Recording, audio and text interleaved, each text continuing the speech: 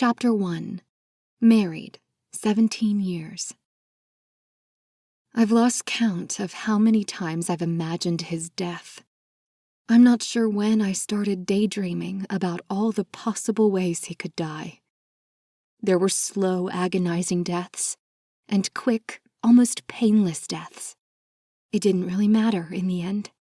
How he died wasn't as important as that he died. I always heard when people become severely depressed, they spiral into such darkness that suicide is the only way out. The pain is so unbearable, and death is their only escape. For me, it wasn't the same. I yearned to live, and I wanted him to die instead. I wished and prayed for it. I prayed to God his SUV would tumble into the creek running parallel to the country road leading him home from his 6-figure job.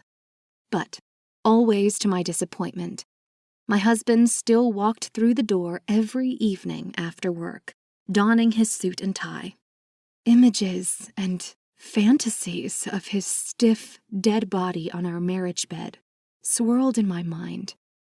Thoughts of him vanishing from my life like an apparition fading into the darkness became my obsession.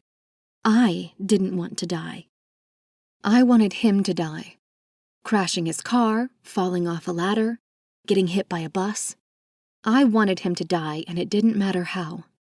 I imagined his funeral in my daydreams, his shiny black casket at the head of the church, and me feeling the burning urge to vomit, listening to his family and friends murmur softly about how wonderful he was.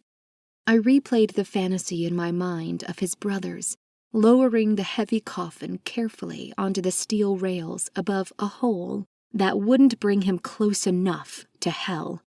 Hurry it up, you guys. Get this over with. I had considered killing him myself, but there was one major flaw with this idea. I am not a killer. I didn't know if I could actually hurt him, let alone kill him. Could I live with the consequences? Could I live with myself? Just understanding why I wanted him to die was difficult for me. Sadness, frustration, confusion, and defeat plagued me. All I knew was that he was not the same person I married, and he made my life a living hell.